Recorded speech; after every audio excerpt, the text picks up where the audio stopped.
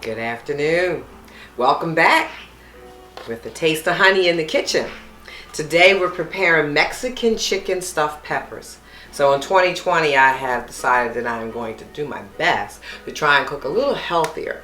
I love a lot of gourmet meals, which also include a lot of butter and cream and cheese. So this year we're going to try and do a little less of that and a little bit more healthier. So although if I eliminated the rice from this recipe, it'd be real healthy. But we're going to use rice for this. So today we're going to talk about how we're going to make this very simple and quick dish.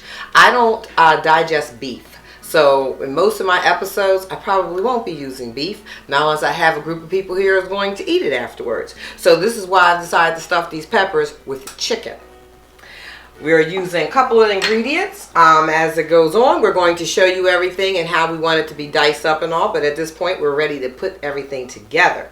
So as I said, this is Mexican chicken stuffed peppers. So we're using salsa. You can buy any brand that you like. So we're going to take that salsa and put that in the base of our pan.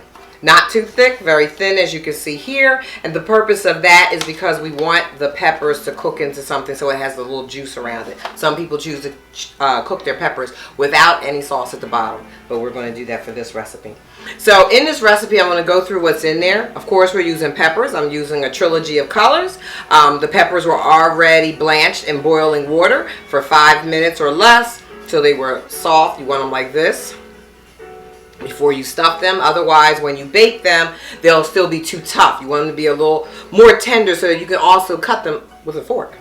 Then in it is chicken, diced chicken that we cooked in several different seasonings. The seasonings that I chose were cumin, paprika, chili powder, kosher salt, pepper, a little garlic, and we sauteed that chicken, and the chicken was diced up. And it was diced up to about that size, which you will see a little later about the size that it should be because you want it to stuff in here nicely. You don't want your peppers and onions, these were also diced up to go in the mix, bigger than what you're putting in. You're stuffing it with rice, so your kernels shouldn't be much, your pepper shouldn't be much bigger than your kernels.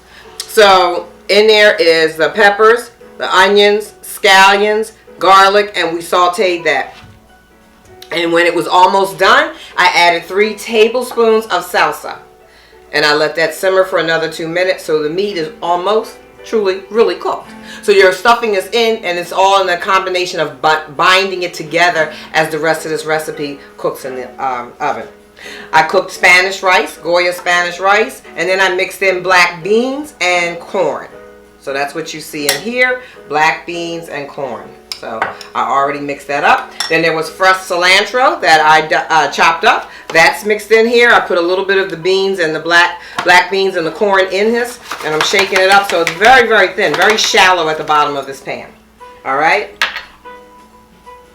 As I was cooking the chicken, I squeezed fresh lime on it. I'm going to squeeze some more fresh lime in here because, of course, lime and cilantro are very important in this recipe because this is what makes the flavor jump. So now I don't need all of this rice in here because the rest of this rice will obviously go on your plate. We're going to mix some of this rice in here now because what we want to do is prepare our mixture to get into our stuffed peppers. In addition to this recipe will also have Mexican shredded cheese on top. Or you can use Monterey Jack. It's going to be what you want to use. Or you can eliminate the cheese altogether and go for the whole slim thing, right? But we know that we're going to make this good. And so, unfortunately, cheese makes everything a little bit better. So we're mixing that up, and that's really what your mixture is going to look like. Now, it's up to you if you want to put a little bit more salsa in there. I am not. Because I want my mixture, as you can see how it's already tight, you want it to bind together. So now we're actually going to stuff our peppers one at a time down into this shallow pan. And I use color variation. You can use whatever color peppers you want to, and I use different sizes. And the purpose of that is because I have a mother-in-law who I cook for who requires everything to be real tiny that's healthy. Now if it was unhealthy, she'd like a big old portion of it. So we use I cut the peppers open. You can do it different. You could boil your peppers and have your peppers stand up, right? And then that means you're just cutting off the bottom a little bit, just real little bit off the bottom so that it can stand. And then you can stuff it that way. A whole pepper is a large amount of food, though, when you have to cut it in half. So that's how come in my later years of cooking, I've learned to just cut them in half from the beginning, because that's a perfect dinner portion size, right? Because we want to eat more healthier in 2020, which means portion control is extremely important, because in America, we eat way too much. So now we've finished our creation. Peppers are looking kind of good. They look very good, in fact. So we're going to get them ready to go into the oven. So I have them stuffed. We are in the salsa. If you chose not to put the salsa at the bottom, then you could put a little water in the bottom of the pan. But it has to have something in the pan with it when it's baked, otherwise they'll burn on the bottom of the pan. If you put the water in there as opposed to the salsa, then ensure you don't get it into the pepper. You want to just have it around the base of it. But the salsa gives a good flavor. We're going to cover these, and we have our oven preheated to 375. And we're going to cover these and bake these for 30 minutes, because truly everything inside of them are done. At this point, all they're going to do is bake and combine together, and then we'll take them that foil off after 30 minutes, and then we're going to sprinkle it with cheese and then finish it off under the broiler. So let's get to baking time. So I just took them out the oven. They're nice and juicy, nice and cooked and tender. You see how tender the peppers are, and the salsa's on the bottom. As you serve this for dinner, you're going to spoon some of that salsa that has the cilantro and the corn and beans in the sauce. But we're going to do our finishing touch. So I have Mexican cheese that's already shredded. So we're going to top it.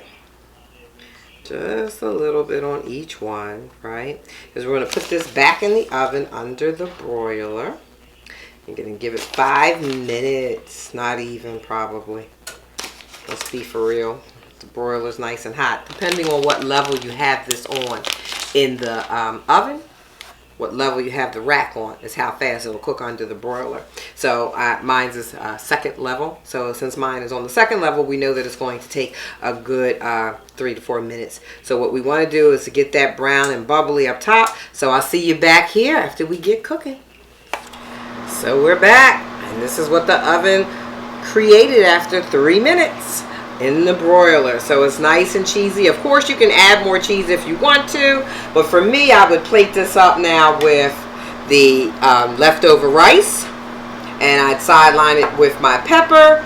Take some of that salsa gravy on the bottom, pour a little over the rice and on top of my pepper, and then I would serve it with whatever vegetable you have. For me today, I have sautéed Swiss chard, which we'll make on one of our episodes, which is very flavorful, good green, nice and full of beta carotene. So I hope you've enjoyed this episode. You want to save some of your cilantro so that you can put it on for garnish. And of course you have your lime, and you still have more scallions, so that if you want to plate it up and make it beautiful, please do so. Thank you for spending some time with Honey in the Kitchen, and I'll see you next episode.